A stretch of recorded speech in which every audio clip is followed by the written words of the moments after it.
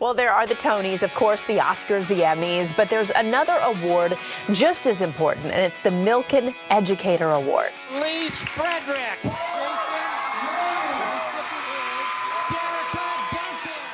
A big honor today for a Johnson County teacher. And a $25,000 one. It's called the Milken Educator Award. The Oscar of teaching. The Milken Educator Award goes to Lauren Wagasbach.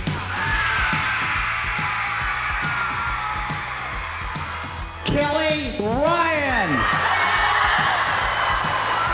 The honor goes to only a handful of teachers across the country. We're looking for individuals who are early to mid-career, who have distinguished themselves already, but we believe have the potential to do even greater things in the future.